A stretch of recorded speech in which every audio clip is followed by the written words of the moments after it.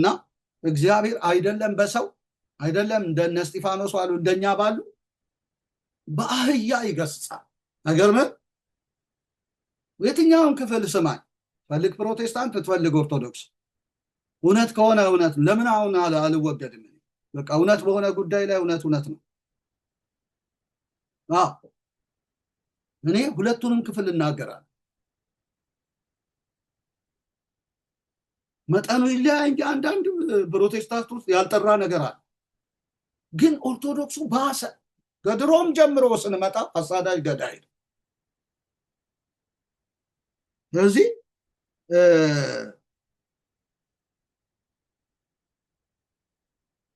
በሰው ይገስጻል፣ እንደገና ደግሞ በአህያ ሁሉ ሊገስጽ ይችላል እኮ እግዚአብሔር። ለምን ተገሰጽን ብሎ በፍርድ ቤት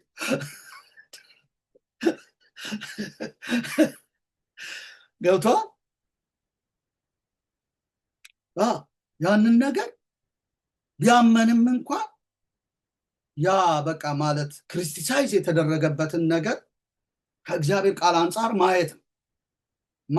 ምክንያቱም ጠንካራ መልእክት የመጣብን እኮ ለምን መሰላችሁ? ስሙዝሊ ቢነገር ስለማሰሙ መንፈስ ቅዱስ ነው እንግዲህ ጠንካራ መልእክት ከግሳጼ ከዘለፋ ጋር የሚናገረው። አንዳንድ ጊዜ ከዘለፋ ጥርቅ ገርጎ በቃ ገስጾ በዱላ በበትር ልምጣ ወይ በፍቅር ልምጣባችሁ ወይስ በበትር አለ ጳውሎስ። ጥርቅ ጋርጎ ሽመል ነው አንዳንዱ የእግዚአብሔር ቃል መዶሻ ነው፣ ይቀጠቅጣል። በቃ ካህን የለ ጳጳስ የለ ምናምን ቀጥቀጥ ሲያደርግ ዛሬ ስሙዝ ባትሆን ነገ ልትሆን ትችላለህ። ወይ ገዳይነት ይገለጣል። ከዛ በኋላ በቃ እና እግዚአብሔር አዋቂ ነው ይሄን ሲናገር። እኔ የገባኝ እንደዛ እንጂ ትዝታውን ዘላፊ ነው ብያለሁ። እንዲህ አይነት ልብ የለው፣ ግን ለቤቱ ይቀናል። የሚቀኑ አሁን የመጧል። የሚቀኑ በኃይል በቃ እሳት አልብሶ ገና ያናግራቸው ገና ስለዚህ ሁለተኛ ጴጥሮስ ምዕራፍ 2 ላይ ልውሰዳችሁና እንዲህ ይላል የእግዚአብሔር ቃል። ሁለተኛ ጴጥሮስ ምዕራፍ 2 እስጢፋኖስ ሲገርመን አህያ የነቢዩን እብድነት ገሰጸ ይችላል። እግዚአብሔር ከፈለገ በአህያም ሊገስጽ ይችላል። ኖ ልትል አትችልም። ሀምብል ሊያደርግ ወደ ፈቃዱ ሊያመጣ ትሁት ዝቅ ሊያደርግ ፈቃዱን እንድትገነዘብ በገመትከው ሰው ሳይሆን ልክ በአንተ ቢጤ ሳይሆን። አሁን እናንተ እኮ ቢጤያችሁ ቢሆን እሱንም ቢሆን አትቀበሉትም። ቢጤያችሁን እሱ ይገስጽ እንጂ በአህያም አልኩ እኮ ሊገስጽ ይችላል። አይደለም በሰው ቀሲስ ትዝታውማ ቄስ የሆነ በቃ ስልጣን አለ። አሁንም በስልጣን ነው እያገለገለ ያለ። አህያ አልኩ አህያ አምጥቶ ሊገስጽ ይችላል። ምን ታደርገዋለህ እንዴ? ከመገሰጽ ነው። ሁሌ ገሳጭ ብቻ ሆነን እኮ ለምደን እኮ ሁሌ መካሪኛ፣ ሁሌ ገሳጽኛ፣ ዘላፊኛ፣ አስተካካይኛ። ስለዚህ ተስተካከል የሚል ሲመጣ አውቃምስ ቦዶ ክልላለ። እኛ ስንገስጽ ግን ትክክል ነን። እኛ ስንዛለፍ እንትን ስንል ግን በጣም ተቆጥተን ፌስቡክ ዩቲዩብ ላይ እንኳን ተቆጥተው የሚናገሩ ቄሶች አሉ። እነሱ ሲቆጡ ልክ ናቸው፣ ግን ወጣቱ ደግሞ ሲቆጣ ስተት ነው። አባቶችን አዋረደ አይደለም። ካልሰማው አህያ አስነስቶ ይገስጻል። አህያ ሁለተኛ ጴጥሮስ 2:15-16 እንዲህ ይላል። ሁለተኛ ጴጥሮስ 2:15 ላይ እንዲህ ይላል፣ ቅንን መንገድ ትተው ተሳሳቱ፣ የባሶርን ልጅ የበለዓምን መንገድ ተከተሉ። እርሱ የአመፃን ደሞዝ ወደደ፣ ነገር ግን ስለመተላለፉ ተዘለፈ። ቃል የሌለው አህያ በሰው ቃል ተናግሮ የነቢዩን እብድነት አገደ። ቃል የሌለው አህያ በሰው ቃል ተናግሮ አያድርስ ነው ወዳጄ፣ አያድርስ ነው። በጣም አንገተ ደንዳኖች ከሆንን አይደለም ሰው ልኮ ቃል የሌለው አህያ እብድነትህን ይነግራል። አንዳንዴ እኮ በእብዶች ይናገራል። እብድ በተባሉ ሊያስጨንቅህ ሁሉ ይችላል። ወደ ፈቃዱ ሊያመጣ ከወደደ እግዚአብሔር እንዲህ አድርጎ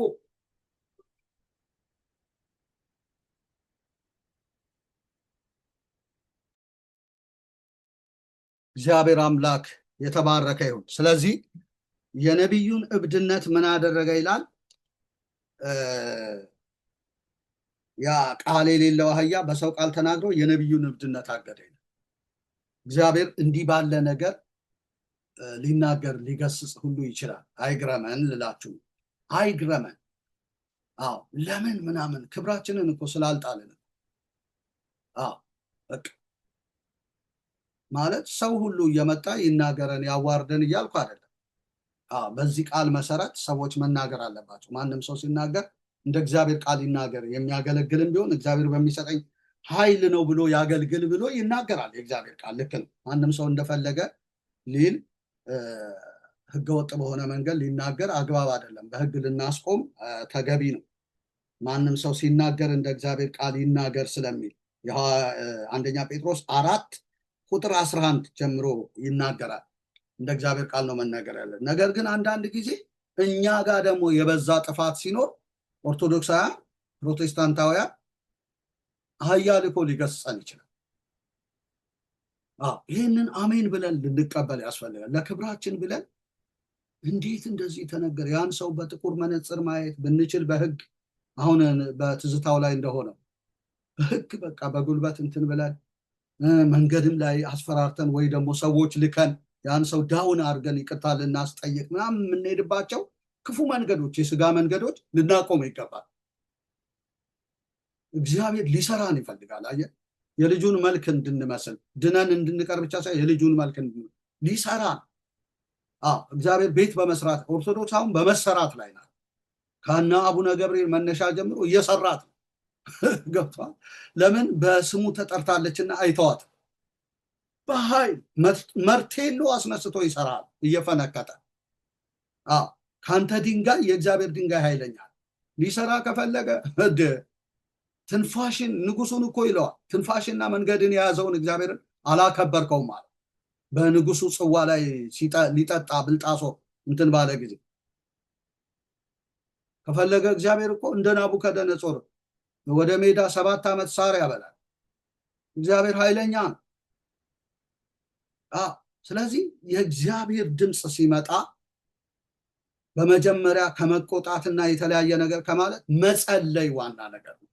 ኮንፈርሜሽን ማግኘት፣ ጸልዮ ጌታ ሆይ ካንተ ነው ወይ? ይሄ መልእክተኛ እንዲህ ብሏል፣ እንዲህ አድርጓል፣ ካንተ ነው ወይ ብሎ ማለት እኮ ትልቅ ነገር ነው።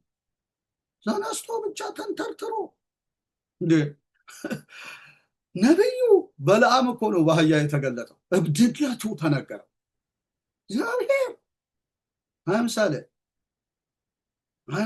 እግዚአብሔር ትሁት ያድርገን፣ ትሁት ያድርገን። ኦርቶዶክስን ብቻ አይደለም ፕሮቴስታንትንም ፓስተር ምናምን የተባለውን እግዚአብሔር ትሁት ያድርገው። ከነከረባት ይሰራል፣ ይሰራናል። በጣም ምን ያልጠራጠር አገልጋይ ትሁት ነው። እኔ በልቤ የዋህ ትሁት ነኝ ነው ያለ። ቀንበሬን በላያችሁ ተሸከሙ። ትህትና፣ ኢየሱስ ትህትናን ያስተምራል። በውርንጫ አህያ ነው የሄደው። ትሁት ስንሆን እኮ ነው መንፈሳችን የሚንቀጠቀጠው ለቃሉ። በቃሌ ወደ ተሰበረ ልቡ በቃሌ ወደሚንቀጠቀጥ ልቡ ወደ ተሰበረ ወደዛ ሰው እመለከታለሁ። እግዚአብሔርን ቃል ለመስማት አንዳንዴ ልባችን መሰበር አለበት። ካልተሰበረ አንሰማም። በዋነኝነት የምንቃወም ካባ የደረብን። አሁን ጳውሎስን ማነው እስጢፋኖስን የተቃወሙ ካባ የደረቡ እኮ ናቸው። አየህ፣ እግዚአብሔር ደግሞ ይጠነክራል ከነሱ ኃይል በላይ። ሳውል እኮ ተስማምቶ ልብስ ጠባቂ ነው ለወጠው ጌታ በደማስቆ ብርሃን። ምን አደርግ ዘንድ ትወዳለህ ብሎ አየህ፣ እንዲህ አድርገው ይቀይራል። አይገርምህ? ዛሬ ተናዳፊ፣ ዛሬ ኃይለኛ አሳዳጅ ልትሆን ትችላለህ። ኔቨር ነው ቱሞሮ። የምናውቀው ነገር የለም። አሳዳጁን ገዳዩን ይለውጣል ጌታ ከፈለገ።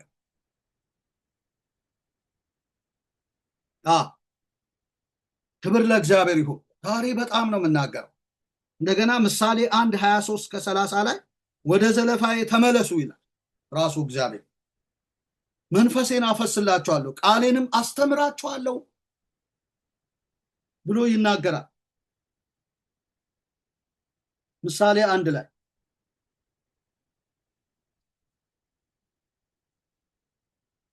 ምሳሌ ምሳሌ 1 እግዚአብሔር የተባረከ ይሁን።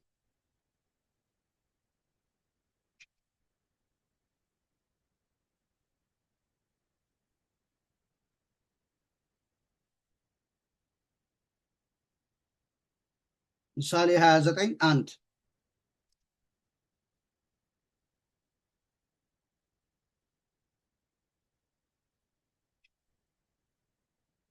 ብዙ ጊዜ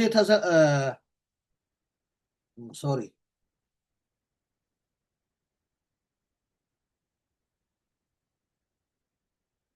ምሳሌ 1 23 ነው። ወደ ዘለፋ የተመለሱ እነሆ መንፈሴን አፈስላችኋለሁ፣ ቃሌን አስተምራችኋለሁ። በጠራው ጊዜ እምቢ ስላላችሁ፣ እጄን በዘረጋው ጊዜ ማንም ስላላስተዋረ፣ ምክሬን ሁሉ ግን ቸል ስላላችሁ፣ ዘለፋዬንም ስላልፈቀዳችሁ፣ እኔም ስለዚህ በጥፋታችሁ ስቃለሁ።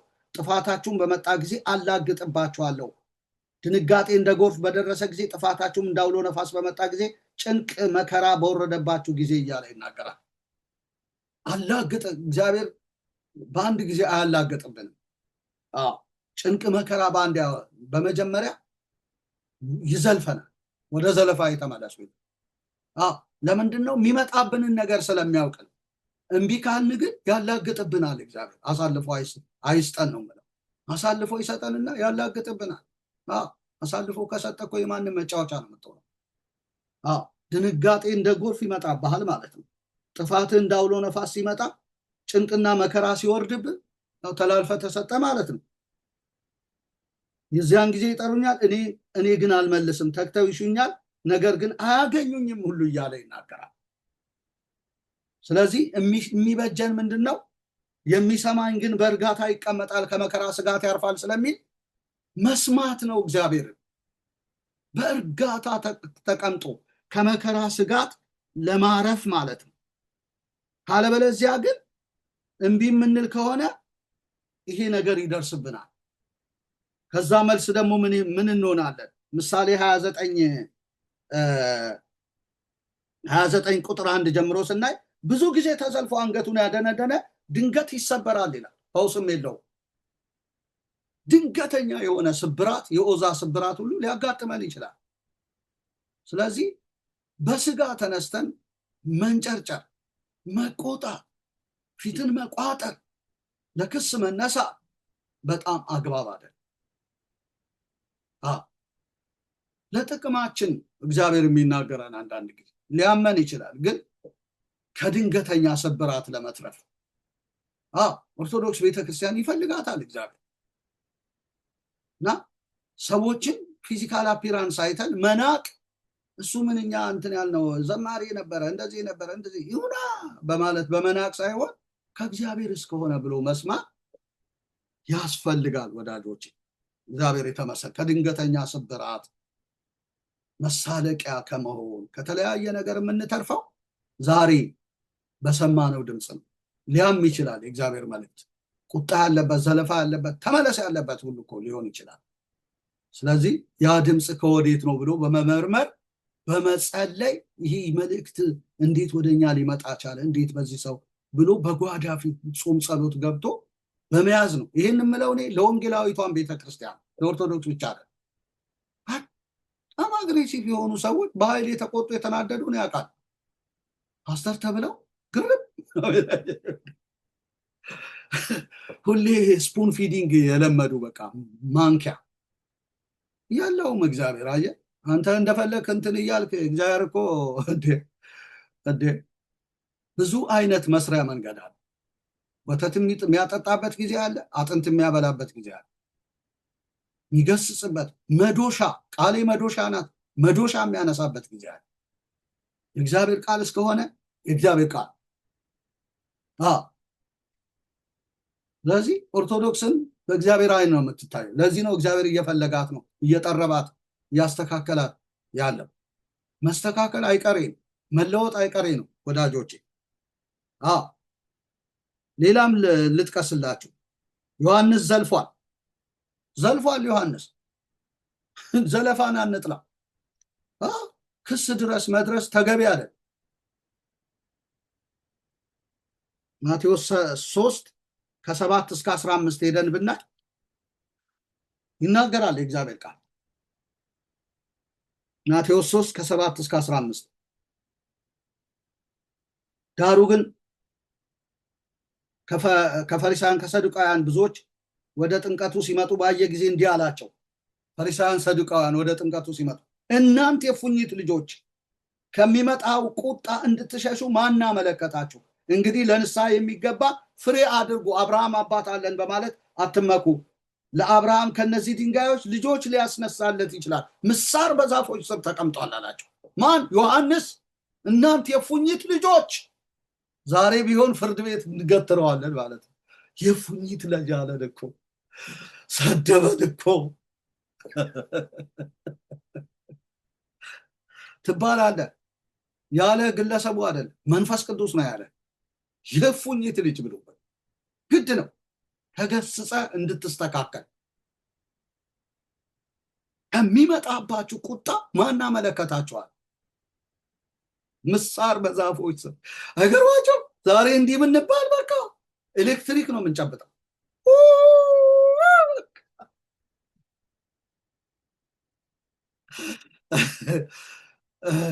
ኦርቶዶክሱን ብቻ እኮ አይደለም፣ ፕሮቴስታንት ውስጥ ሁሉ እኮ አለ ኤሌክትሪክ ሊጨብጡ የሚደርሱ። ሁሉንም እያልኩ አይደለም። የለመድነው ስኳር ነው በቃ አፋጭ ጣፋጭ ነገር ነው። ከካይ አይነት አገልግሎት ወጣን። በርም የሚከፈተው እንደዛ ነው። ማን ኦፍ ጋድ መጣ ይጨብጨብለት ይባልና እዛ ያንን ሰው አክብረን እሱም በነዛ ሰዎች ተከብሮ ተወዳድሰን በቃ መድረኩ የሰዎች መወዳደሻና መሻሻሚያ ሆኖ እንትን። የእግዚአብሔር መልእክተኞች ግን በድንጋይ ፍትህ ፍርድ ቤት ይቆማል። ስለዚህ ዮሐንስ ምኑ ሞኝ ነው? ቃል ነው እኮ የመጣለት ወደ ዘካርያስ ልጅ። ብዙዎች ሊቃነ ካህናት እያሉ ሉቃስ ወንጌል ምዕራፍ 3 ላይ ሐናና ቀያፋ እያሉ የእግዚአብሔር ቃል ወደ ዘካርያስ ልጅ ወደ ዮሐንስ በምድረ በዳ መጣ ይላል። ይህን ቃል መሸራረፍ አይፈልግም ዮሐንስ። እናንተ የፉኝት ልጆች አላቸው፣ ከሚመጣው ቁጣ ማን አመለከታችሁ? ይሄ ድምፅ እነዚህን ኃይለኛ ገዳይ የሆኑ ሰዎችን ምን እናድርግ አሰኛቸው። ጭፍሮች ወታደሮች ምን እናድርግ ብለው ለንስሐ ጥምቀት ይዘጋጁ ነበር። ኢየሱስም ዘልፏል። እንደው ጥቅስ እንዳላበዛ ብዬ ነው እንጂ ኢየሱስ ዘልፏል። እናንተ ጻፎች ፈሪሳውያን እያለ የዘለፈበት ቦታ አለ። ሉቃስ 12:56 ብትመለከቱ ቶሎ ቶሎ ልበል እስቲ ባካችሁ። ክብር ለእግዚአብሔር ይሁን። እንልመድ። ሉቃስ 12:56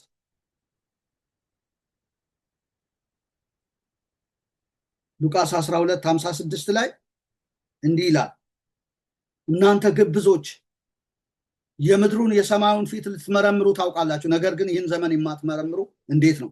አሁን እናንተ ግብዞች ብንባል አሁን አንነሳ? ሁለቱም የሃይማኖት ክፍል ይነሳል። እንዴት ግብዝ ይለናል?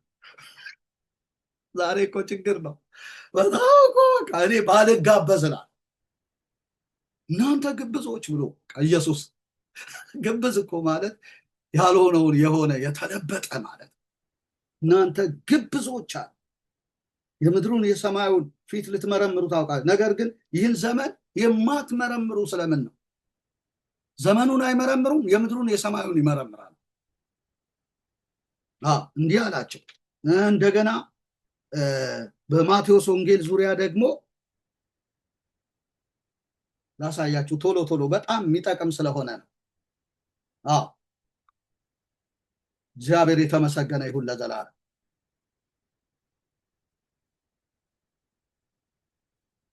ማቴዎስ 23:13 እናንተ ግብዞች ጻፎችና ፈሪሳውያን መንግስተ ሰማያትን በሰው ፊት ስለምትዘጉ ወዮላችሁ። እናንተ አትገቡ፣ የሚገቡትም እንዳይገቡ ትከለክላላችሁ። መንግስተ ሰማያትን በሰዎች ፊት ስለምትዘጉ ወዮላችሁ። ማን ያለው ይሄንን? ኢየሱስ። ይዘጉ ነበር ማለት ነው። እናንተ ግብዞች ብሎ ዛሬ እንዲህ ቢባል አንድ ጳጳስ ወይ አንድ ካህን አንድ አገልጋይ እኔ እንጃ በጣም ከባድ። ወንጌል እንዲህ ይላል፣ እንዲህ አይነት ድምፅ አለ። ግብዝ ይላል። ፊታይቶ አያደላ፣ ይገስጻል፣ ይዘልፋል፣ ያማል። ይሄ ግብዝ መባል ነገር ግን ስራቸው ግብዝ አድርጓቸዋል። መንግስተ ሰማያትን በሰው ፊት የሚዘጉ ናቸው። ወዮላችሁ እናንተ አትገቡ፣ የሚገቡትን ትከለክላላችሁ። ማቴዎስ 23:14ም እንደዛ ነው። እናንተ ግብዞች ጻፎችና ፈሪሳውያን በጸሎት ርዝመት እያመካኛችሁ የመበለቶችን ቤት ስለምትበሉ ወዮላችሁ፣ ስለዚህ የባሰ ፍርድ ትቀበሉ። በጸሎት ርዝመት እያመካኛችሁ ጸሎተኛ እያተባሉ እያመካኙ ሌላ ነገር የሚያደርጉ ማለት ነው። የመበለቶችን ቤት የሚበሉ ጸሎተኛ ነው እየተባለ አሁን ስንት ኦርቶዶክስ ውስጥ የለም ጸሎተኛ ነው እገሌ እኮ ጸሎተኛ ናቸው እየተባለ ይበላሉ። ግን አይደሉ። ጸሎተኛ እኮ ስትሆን ያንተ ህይወት ነው መጀመሪያ የሚቀየረው። በጸሎት ስም እንጀራ አትጋግር። ክብር ለእግዚአብሔር ለአምላካችን ይሁን። ማቴዎስ 23:15ም ደግሞ ሄደን ስናይ እናንተ ግብዞች ጻፎችና ፈሪሳውያን አንድ ሰው ልታሳምኑ በባህር በደረቅ ስለምትዞሩ በሆነም ጊዜ ከእናንተ ይልቅ 2 እጥፍ የባሰ የገሃነም ፍርድ ስለምታደርጉ ወዮላችሁ። እናንተ ግብዞች የገሃነም ልጅ ሊያደርጉ ባገኙ ጊዜ በከተማ የሚዞሩ ማለት ነው። በደረቅ በባህር በደረቅ ስለምትዞሩ በሆነም ጊዜ 7 እጥፍ የገሃነም ልጅ ወዮላችሁ። እኛ የገሃነም ልጅ ልናደርግ አልተጠራንም፣ ከገሃነም ልንታደግ። በእውነት ኦርቶዶክሳውያን ኢየሱስ ያድናል ብለን ብንሰብክ ምናል? የገሃነም ልጅ ለማድረግ ስርዓት ከወጣሽ እንዲህ አልሽ፣ ይህን ዝክር አላደረግሽም፣ ያንን አልፈጸምሽም፣ ያንን የገሃነም ልጅ ማድረግ ማለት ይሄን ለራስ ጥቅም፣ ይህን ዝክር ይሄን እንትን እኔ አስታውሳለሁ እናቴን ቁምስቅሏን እያሳዩ ተስካር በቃ ትኩስ ዳቦ ለምደው የቤተሰባችንን ተስካር አድርገው በቃ 7 እጥፍ የባሰ የገሃነም ፍርድ ስለምታደርጉ ወዮላችሁ ብሎ ነው። የገሃነም ልጅ ይህ በጣም በጣም ቀላል አይደለም። ማቴዎስ 23:23ም እናንተ ግብዞች ጻፎችና ፈሪሳውያን ከአዝሙድና ከእንስላል ከከሙን አስራት ስለምታወጡ ፍርድን፣ ምህረትን፣ ታማኝነትን በህግ ያለውን ዋናውን ስለምትተው ወዮላችሁ። ፍርድን፣ ምህረትን፣ ታማኝነትን አያደርጉ፣ ነገር ግን አስራት ያወጣሉ፣ ያስወጣሉ፣ ይበላሉ፣ አስራት ሆዳቸውን ይሞላሉ። ምህረት ግን የላቸው፣ ታማኝነት የላቸው። በሰዎች ምህረት ይዘብታሉ። በቃ በ7 ቀን መታችሁ ተፈወሱ እያሉ ጎባጣ ሲቀና እውር ሲበራ ኢየሱስን ያሳድዳሉ። አይኑ የበራለትንም ሰው ሊያጠፉ ምህረት አያደርጉ። ምህረት የሚባል ነገር አይገባቸው። አስራት ለመብል እግዚአብሔርን ቤት የተቆናጠጡ ማለት ነው። በተግባር ያልተገለጠ ካህን አገልጋይ አይሆንም ወደፊት ኦርቶዶክስ ውስጥ። እንደዚህ ካህን ተብለ ተስካር ዝክር እየበላ አስራትህን እየከሞኮንክ ለሰዎች ወንጌል ሳትሰብክ ምህረት ሰውን ከእግዚአብሔር ሳታስታርቅ ካህን ሆኜ እቀጥላለሁ፣ ውሸት ነው። አትቀጥልም፣ አያስቀጥልም እግዚአብሔር። እንኳን አይደለም ኦርቶዶክስ ወንጌላዊቷም እንኳን በጣም አስጊ ነው ወደፊት። ህዝብን ማትጎበኙ ማታገለግሉ አገልጋዮች፣ ለምህረት ማትጣደፉ፣ የክርስቶስን ምህረት ማታስተዋውቁ ወዮላችሁ።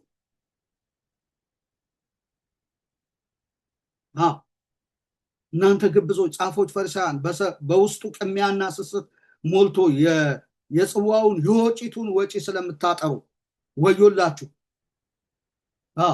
ወጪት የሚያጠሩ የወጪቱን ምን በቃ እኮ ይሄ ማቴዎስ 23 በተለይ ተውኝ። አንተ እውር ፈሪሳዊ ውጭው ደግሞ ጥሩ እንዲሆን አስቀድመ የጽዋውን የወጪቱን የውስጡን አጥራ ይላል። ወጪት የውጫውን እንትናችንን እያሳመረ የተለሰነ መቃብር ይመስል እንዲህ በተሸለመ ልብስ፣ ውስጣችን ግን ቅሚያ ዝርፊያ፣ እውር ነን በቃ። ይሄ መታወር ሊነሳ ሊያነሳ ይፈልጋል እግዚአብሔር። ከሃይማኖት ቤቶች ላይ ሊነቅለው ይፈልጋል። አሁን እኮ ታውቃለህ፣ ቀሚስ የለበሱ ብቻ ሳይሆን ከረባትም አስሮ እውር ፈሪሳዊ ይሆናል። የውጭውን እየለበሰ አሁን በቃ መባ ለምዶ ቤተ ክህነቱን ማቶ ዝክሩ ተስካሩ እንዳይቀርበት ማሳደዱ በኃይል እዛ ወረቡን ይወርባል፣ ብራንዲውን ይጠጣል፣ ሰክሮ በአራት እግሩ ይመጣል። ይህን ይናገራል ጌታ ኢየሱስ። ይሄ በቃ ልንሸፍነው አንችልም፣ የተጻፈ ነው።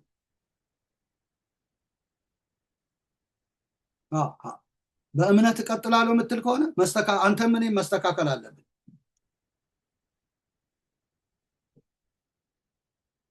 ማቴዎስ 23:27 እንደዚህ ይናገራል። የሙታን አጥንት ርኩሰት ሁሉ የተሞላ በኖራ የተለሰነ መቃብሮች ብሎ ይናገራል። ግብዝነት፣ አመፀኝነት ሞልቶባቸዋል። የተለሰነ መቃብር ናቸው። የተለሰነ መቃብር ከውጭ ያምራል አይደለ? ውስጡ ግን አጥንት ነው። እንደዚህ ናችሁ እያለ ይናገራል። እና ምን ልላችሁ ነው? በጥቅሉ አንብቡት ማቴዎስ 23ን በሙሉ፣ ሉቃስ 14:44ን አንብቡ። እና ኢየሱስ ገስጿል፣ ዮሐንስ ገስጿል። ወደ ዘለፋዬ ተመለሱ ተብለናል። ቃል የሌላት አህያ የነቢዩን እብድነት ገስጻለች። እስጢፋኖስ ገስጿል። ዝለፍ ገስጽ ተብለናል። ስለዚህ የደረሰው ቃል ይሄ ሊሆን ይችላል። ስለዚህ ወንድሜ ትዝታውን በዚህ ነገር እንትን ልንለው አግባብ አይደለም። ከእግዚአብሔር የተቀበለውን መልእክት በእንዲህ መንገድ ተናግሮ እንግዲህ የተነገረውን ነገር መቀበል የእናንተ ጉዳይ ነው ማለት ነው። እንደው ኢን ዋን ዳይሬክሽን ቤተክርስቲያን ሊያዋርድ እንደተነሳ እንደዚህ ሊያደርግ እንደተነሳ አድርጎ አግባባዊ ያልሆነ አካሄድን መሄድ አግባብ አይደለም። እዚህ ጋር ራሳችን እየተሳደብን ተሳደበ ለእናንተ ስድብን ማን ፈቀደላችሁ? ስራዬ ብሎ ሊሳደብ ነው ዩቲዩብ የከፈተው ወንጌል ሊያገለግል እንጂ። እናንተን ሰድቦ የሚያገኘው ነገር አለ እንዴ? ቤተክርስቲያኗን ሰድቦ ወደ እውነት እንድትመጣለት ከመናፈቁ የተነሳ ነው እንጂ በጣም ጠባብነት ነው። በጣም ድክመት ነው ወዳጆች። ይህንን ልናገር እፈልጋለሁ።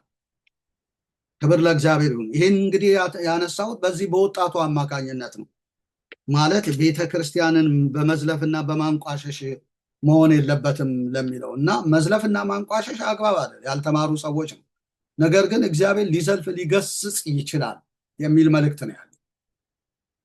አልገሰጽም ማለት አንችልም።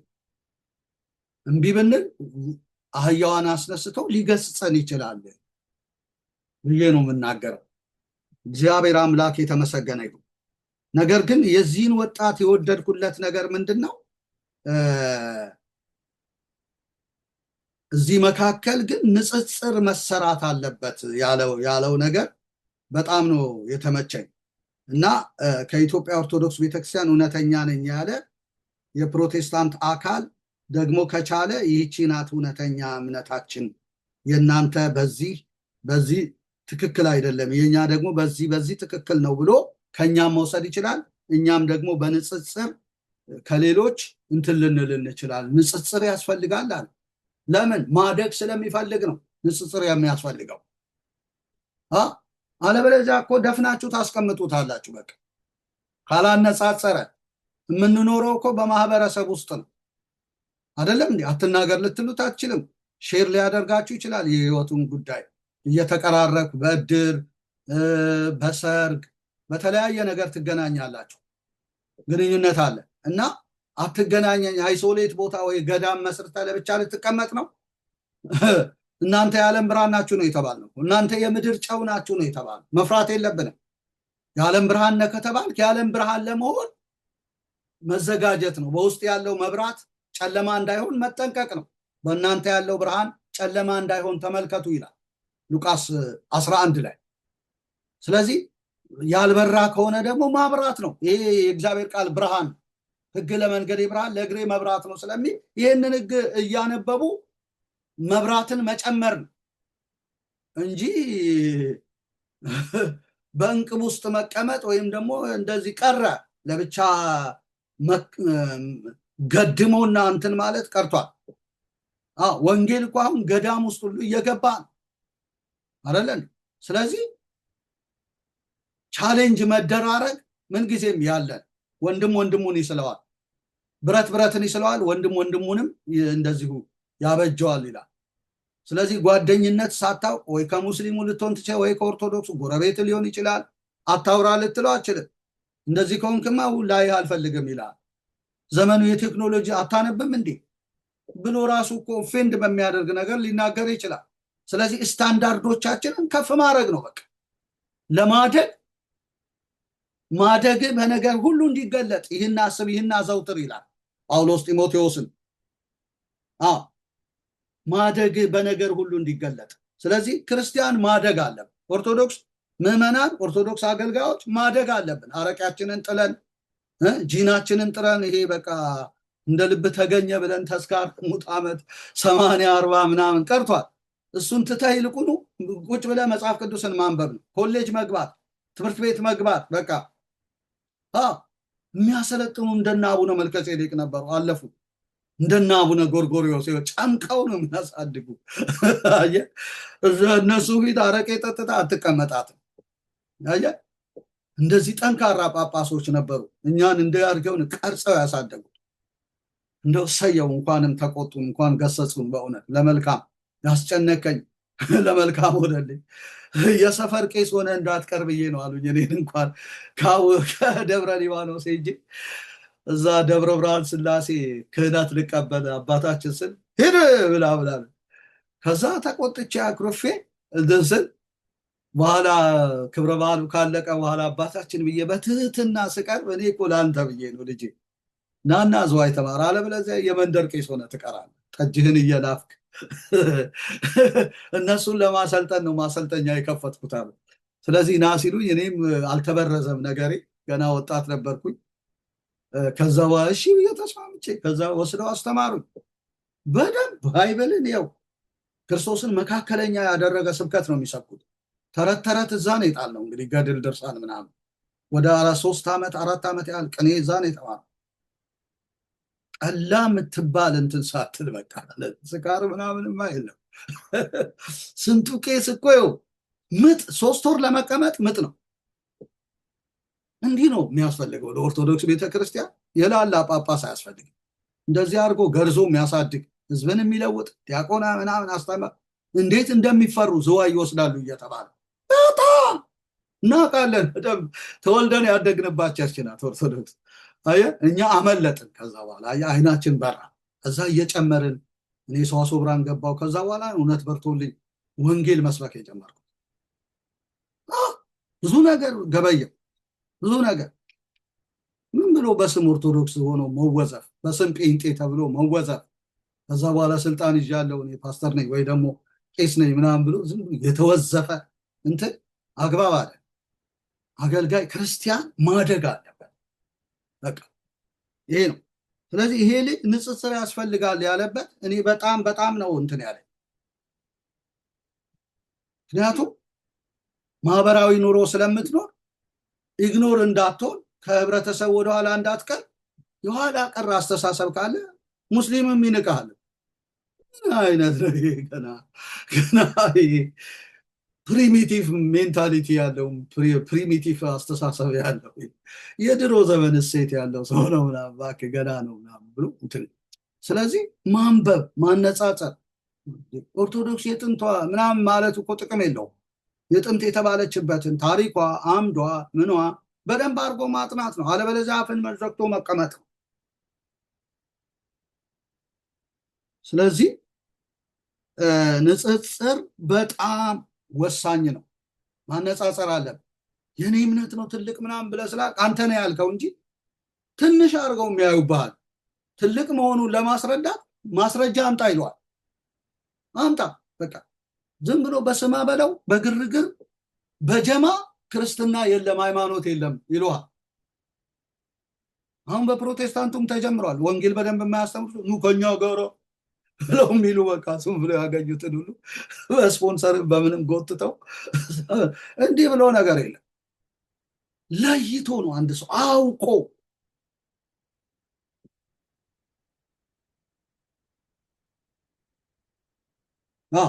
መጽሐፍ ይናገራል።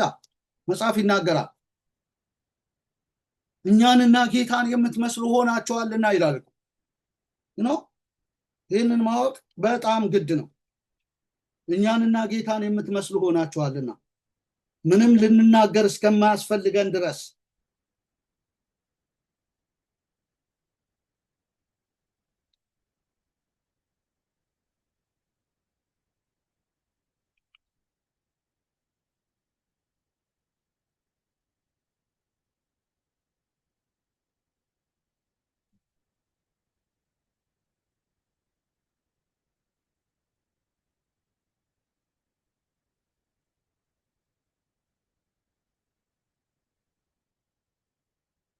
የሮሜን ክርስቲያኖች እምነታችሁ በዓለም ሁሉ ስለተሰማ አምላኬን እግዚአብሔርን በክርስቶስ ኢየሱስ አመሰግናለሁ ብሎ አቀድም አይኮቶቶ ለእግዚአብሔር በእንተ እግዚእነ ኢየሱስ ክርስቶስ መተሰማት ሃይማኖትክም ውስተ ኩሉ አጽናፈ ዓለም። አያችሁ፣ እምነትን የምናሰማው የእግዚአብሔርን ቃል ስንሰማ። እምነት ከመስማት ነው፣ መስማትም በእግዚአብሔር ቃል ነው። ሮሜ 10:17 ላይ በእግዚአብሔር ቃል የሆነ እምነት ነው አንድ ሰው ያለው እንጂ እምነት ያለኝ የጥንት የጠዋቱ ርትዕት ቅንዕት ምናምን በሚል አይደል። እና ያ እምነት ነው በእግዚአብሔር ቃል የሆነው እምነት ነው በዓለም ሁሉ የሚሰማው። እምነታችሁ በዓለም ሁሉ ስለተሰማች አስቀድሜ ስለሁላችሁ አምላኬን በኢየሱስ ክርስቶስ አመሰግናለሁ ይላል። በዓለም ሁሉ እንዲሰማ ስላደረጉ እኮ እየመሰከሩ እየተናገሩ ማለት ነው ታጥቀው እንጂ የኔ ይሰማ እኔ እኮ የጥንት ነኝ የብዙ ዓመት ታሪክ ያለኝ ነኝ በማለት አይደለም። በዓለም ሁሉ እንዲሰማ አድርገዋል እምነታቸውን። ስለዚህ እምነትን በፉከራ እምነትን በተለያየ ነገር በማስፈራራት አይደለም የምናስመው። በእግዚአብሔር ቃል የሆነ እምነት ነው ያለን። እምነት ከመስማት ነው፣ መስማትም በእግዚአብሔር ቃል ነው። በእግዚአብሔር ቃል የሆነ እምነት ደግሞ ካለን በዓለም ሁሉ እንሰማለን። የጊዜ ጉዳይ ነው እንጂ በዓለም ሁሉ መሰማት። አሁን ወንጌል በዓለም ሁሉ እየተሰበከ አይደለም?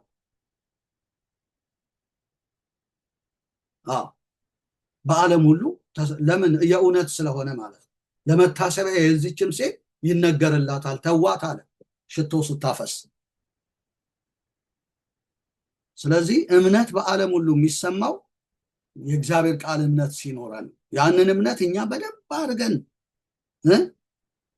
እንትን ብለን በቃ አዋህደን በደንብ ከሰሚዎች ጋር በእምነት ስላልተዋሃደ አልጠቀማቸውም ስለሚል በእምነት አዋህደን ከዛ በኋላ ነው በዓለም ሁሉ ልናሰማ የምንችለው ማለት ነው። አለበለዚያ አይሆንም። ስለዚህ ንጽጽር፣ አንተ እንደምታነጻጽር ለእምነት እንደምትቀና ያንኛውም ሰው እኮ ቡዲስቱም ጆባው ሁሉም እኮ ይቀናል። ለዛ የኔ ይበልጣል ሊል ይችላል። ስለዚህ አንተ ብልጫ የምታሳየው አንድ በቃል በኑሮ ጭምር ይህንን ቃል በማመን እምነት ከመስማት መስማትን በእግዚአብሔር ቃል ነው። ከዛ በኋላ ደግሞ በእግዚአብሔር ቃል የሆነው እምነት በዓለም ሁሉ ይሰማል። እኛ ግን እኮ ወደ እግዚአብሔር ቃል እምነት እንኳን አልመጣንም። ፕሮቴስታንቱ ወደ እግዚአብሔር ቃል እምነት መጥቷል። እምነቱ በእግዚአብሔር ቃል ነው። ነገር ግን ኦርቶዶክሳውያን እምነታችሁ በእግዚአብሔር ቃል አይደለም። በእግዚአብሔር ቃል የሆነን እምነት አልያዛችሁ። ሲነገር የጴንጤ ነው እንደዚህ ነው እንደዚህ ነው እንላለን። ይሄ 66ቱ ቅዱስ መጽሐፍ ነው ቤተክርስቲያን የተቀበለችው አስቀድማ። በመጀመሪያ ማመን የዚህን ኦቶሪቲ የዚህን ስልጣን በእግዚአብሔር ቃል የሆነ እምነትን ለመቀበል ማለት ነው። ከዛ በኋላ ያንን እምነት ስትቀበል በእምነት እያደግክ ትመጣለህ። እያነበብክ እያጠና እያደግ ከዛ በዓለም ሁሉ ይሰማል ማለት አትፈራ። ንጽጽር ውስጥም ብትመጣ ሰዎች ቢያነጻጽሩ ያንተን እምነት አትቆጣም ቶሎ ብለህ። አሁን እኛ እንቆጣለን ቶሎ። አሁን በትዝታው ተቆጥተናል። ሌላም ሰው ቢነሳ ቁጣችን ለጉድ ነው። ሴቱ ወንዱ በቃ እንዲህ ብሎ አንድ ጥቅስ ብትጠየቅ እኮ ምንም የማትለዋ እንደዚህ ብሎ ነገር የለም ወዳጆች። አምባገነን በመሆን በጣም በመቆጣት የምናራምደው ምንም ነገር የለም። ስለዚህ ራሳችን ላይ መስራት አለብን። እና ንጽጽር ያስፈልጋል ማለት ኦፕን ሆኗል ማለት ነው። ይሄ ልጅ ኦፕን ሆኗል። እኛ ደግሞ አነጻጽረን አስተምረናል። ስለ ንጽጽር ጥቂት ነገር ልበል።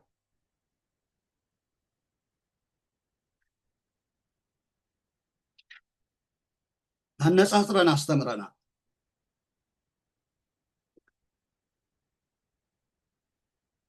አዎ እንደው ሰሞኑን ካስቆጣው ከታቦት እንኳን ብንነሳ እኛ እንደውም ፕሮቴስታንትን ከኦርቶዶክስ አነጻጽሮ አላለም።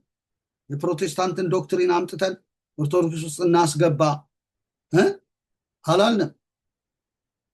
ነገር ግን እዛው አሁን ኦርቶዶክሳዊት ቤተክርስቲያን እኮ እኛ አሁን ጥያቄያችን ተሐድሶ ነው።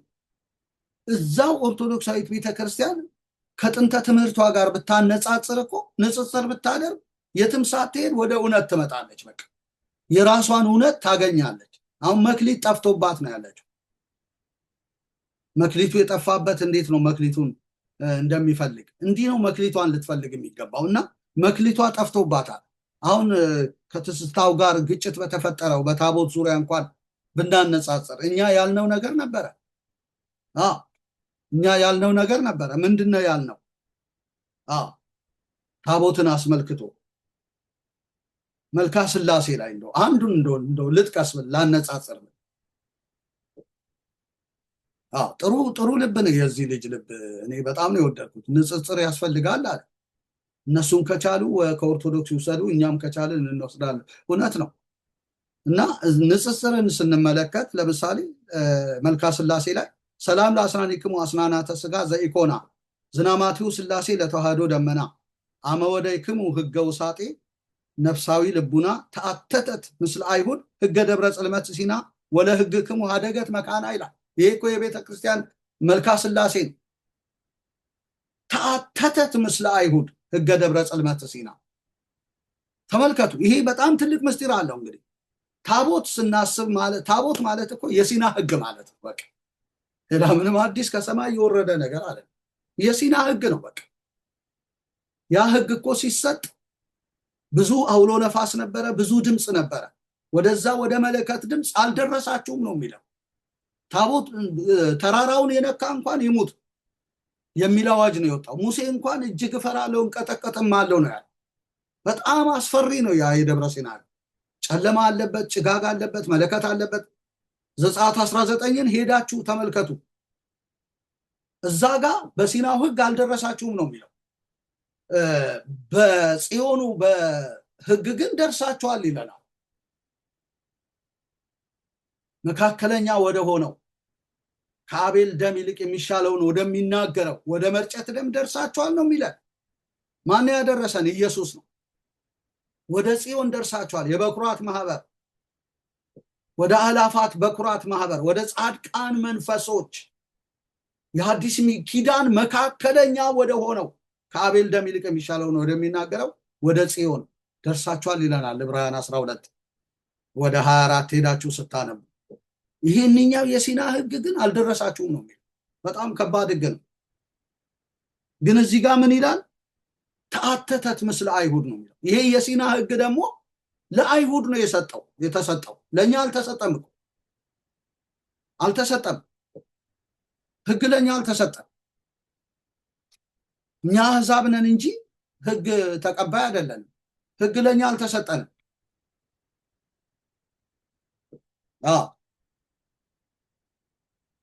ህግ ለኛ አልተሰጠንም።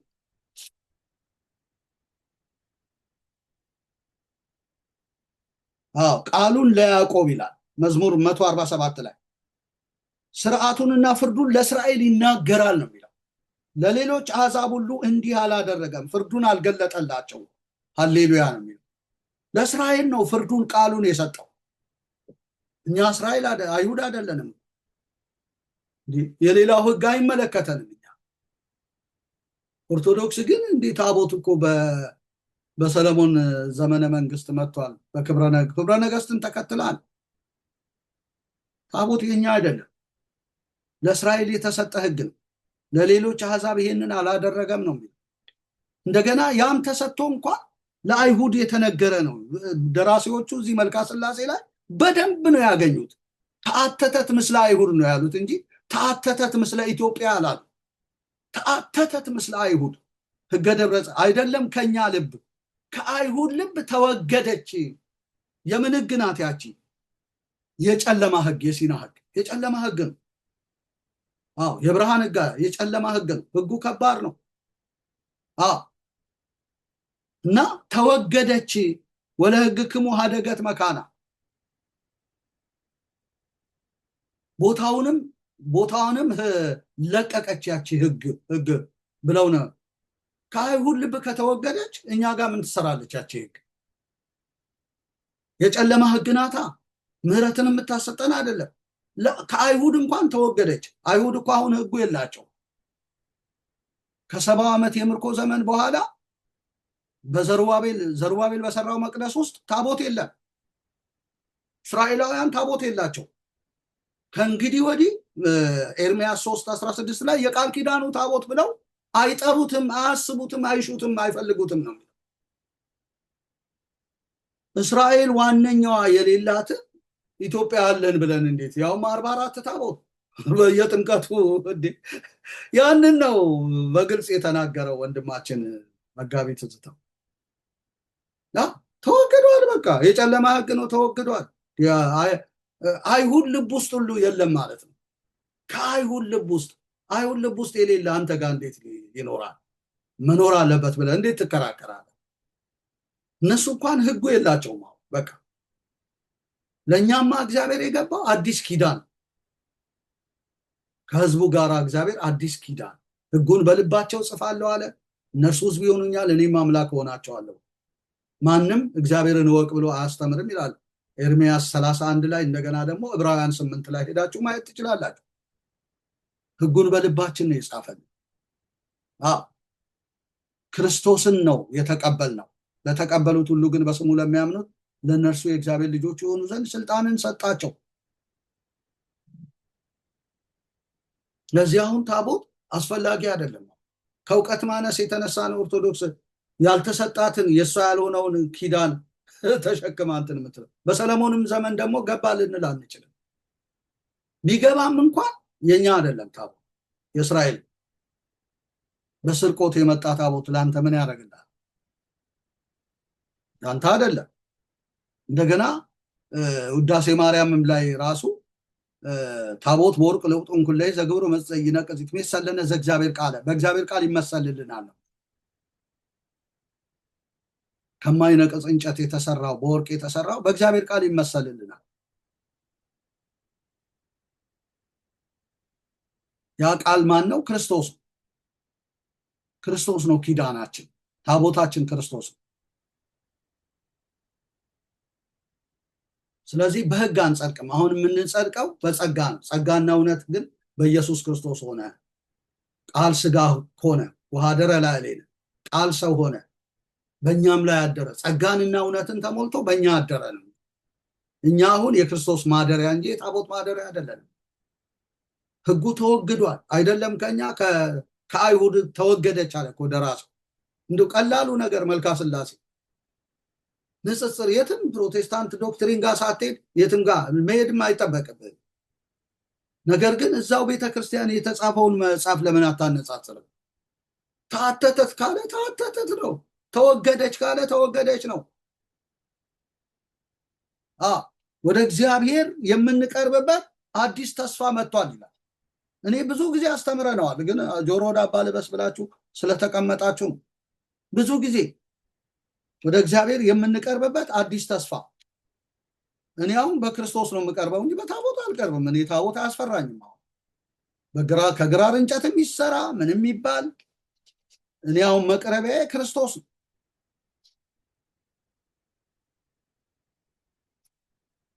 ወደ እግዚአብሔር የምንቀርብበት የሚሻል ተስፋ ገብቷል ይላል።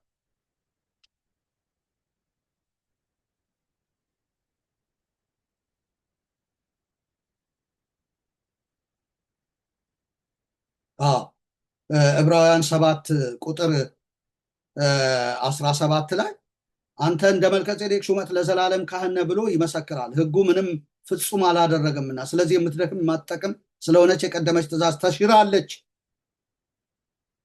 ሕጉ ምንም ፍጹም አላደረገምና፣ ስለዚህ የምትደክም ናት፣ በእኛ ላይ የማትጠቅም ናት። የማትጠቅም ናት ከተባለ የማትጠቅም ናት። በቃ ስለሆነች የቀደመች ትእዛዝ ተሽራለች። እኛን ማጽደቅ አትችልም ማለት ነው፣ ተሽራለች ማለት ነው። ስለዚህ ወደ እግዚአብሔር የምንቀርብበት የሚሻል ተስፋ ገብቷል። ያ የሚሻል ተስፋ ወደ እግዚአብሔር መቅረቢያችን ማለት ኢየሱስ ነው። ወአቅረበነ ሀባቡ ወመርሃነ ለነ ፍኖተ ሕይወት ወወሀበነ ሕይወተ ዘላለም። ይኸው በውዳሴ ማርያም እንል የለ እንዴ? ወደ አባቱ አቀረበን። ወአቅረበነ ሀባቡ ወመርሃነ ለነ ፍኖተ ሕይወት፣ ወደ ሕይወት መራ። ወወሀበነ ሕይወተ ዘላለም፣ የዘላለምን ሕይወት ሰጠን። በታቦት ወደ አብ መቅረብ አትችልም። በክርስቶስ ነው የምትቀርበው። አዲስ ተስፋ ማለት የቀደመች ትእዛዝ ስለተሻረች ወደ እግዚአብሔር የምንቀርብበት የሚሻል ተስፋ ገብቷል ይላል መጽሐፍ ቅዱሳችን። ስለዚህ የሚሻል ተስፋ ከገባ ወደ እግዚአብሔር የምንቀርብበት በካህንም እቀርባለሁ ብለህ መልፋት የለብህም። በታቦትም በኩል እቀርባለሁ ብለህ ጥምቀተ ባህር ብለህ እንትን ማለት የለብህም። መቅረቢያ ክርስቶስ ነው። በክርስቶስ በኩል ወደ እግዚአብሔር መቅረብ ትችላለህ። ምን የቤተ ክርስቲያን መጽሐፍ በጠቅስላ ብዙ ቦታ ልጠቅስ ይችላል። ወአቅረበነ ሀባቡ እንደገናም ደግሞ ብዙ ከሃይማኖተ አበው መጽሐፍ ራሱ መቅረብ ያለ እርሱ ወደ እግዚአብሔር መቅረብ የሚቻለው የለም ይላል። ሃይማኖተ አበው ላይ ራሱ ያለ ክርስቶስ ወደ እግዚአብሔር መቅረብ አትችልም። እንደገናም ጴጥሮስም ላይ ሄደ ብታይ ይናገራል። እንግዲህ 3:18 ላይ ሄደ ብታይ ክርስቶስ ደግሞ ወደ እግዚአብሔር እንዲያቀርበን እርሱ ጻድቅ ሆኖ ስለ አመፀኞች አንድ ጊዜ በኃጢአት ምክንያት ሞቷልና ይላል። ወደ ማን እንዲያቀርበን? ወደ እግዚአብሔር። ማን? ክርስቶስ። ስለዚህ ክርስቶስ እያለ በታቦት እቀርባለሁ ማለት ውሸት ነው። በተወገደች የሲና ሕግ የጨለማ ሕግ ሊያውም አልደረሳችሁም ሁኔታ አታደርሰንም ያቺ ታቦት። ለእስራኤልም አትሆን እንኳን ለኛ። ይኸው ደራሲው ወንጌል ስለገባው ተአተተት ምስለ አይሁድ አለ። ንጽጽር ከተፈለገ እንግዲህ ይሄ ነው። ይሄ እኮ የቤተ ክርስቲያኒቱ የመጀመሪያ ጤናማ ትምህርቷ ነው። ይህን ይናገራል። ታቦትን በተመለከተ ብዙ ልጠቅስ ይችላል። አሁን አውሎ ያሳድረናል።